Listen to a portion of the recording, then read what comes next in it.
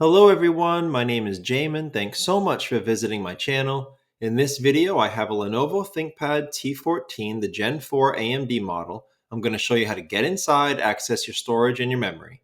So first thing, power down your computer the correct way. Make sure it's off and unplugged from your charger. We're then going to flip your computer over to access your bottom case screws. Now you have 7 screws by the red arrows. After you remove those screws, we're going to take a small, flat, plastic pry tool and we're going to go across the seam of the bottom case and pry it up from the rest of your computer. It's generally best to start near the back 2 hinges, and in this case, it was easiest to start right on top of that hinge with a small, narrow plastic pry tool. Make sure you don't put the pry tool too far in, keep it on the edge, go nice and slow but careful but firm, and you'll be able to get that bottom case off. After you remove the bottom case, this is what you're looking at for the rest of the computer. Now, as a general computer repair side note, whenever I'm working on a computer in my shop, it's sitting on an anti-static mat. Either that or an anti-static bracelet are great ideas to avoid damaging anything in your computer when you're working on it. If you would like any help with tools or supplies for your project, as well as any upgrade or replacement parts for this specific model, the T14, there will be a link above. Also below in the description, it'll have all of those tools and supplies and all of these replacement parts for this model computer. Now, before touching anything in a computer, I always remove or at least unplug my battery. Computers are safer to work on when as little power as possible is running through them. So here's your battery right down here. The battery is held down by these 6 screws and plugs into the motherboard right there.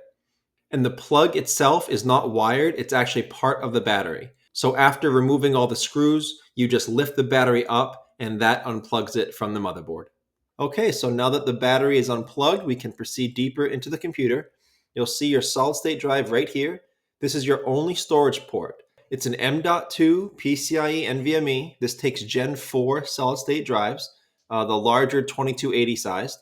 I will have several replacement and upgrade options for you below in the description in that link I told you about with the replacement and upgrade parts for this model computer. Most of you will have a 500 gigabyte drive stock with your computer. So I will have a 500 gigabyte drive if you're looking to just replace it and not necessarily upgrade. But for those of you that want to upgrade, I'll have a terabyte and I'll have a 2 terabyte option in that list. It's held in by just this one screw down here. You take that screw out and then it'll pull out of this port here. There is also a thermal pad underneath it that helps to control the heat. Make sure you leave that down if you're replacing it. That's going to be healthy to leave that there for the computer. Unfortunately, if you notice, there is no removable RAM here. So all the RAM you have in your computer is on board. It's part of your motherboard. And there's no RAM that can be replaced or upgraded.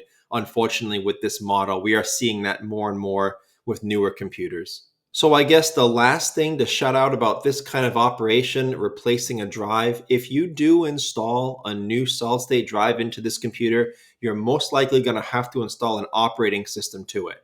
I will have 2 links below in the description. One will show you how to install Windows 10 onto a Lenovo ThinkPad. The other will show you how to install Windows 11.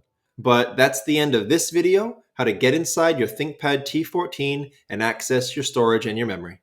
Thanks again so much for watching. Please remember to like and share if this helped you out, if you think it can help someone else out.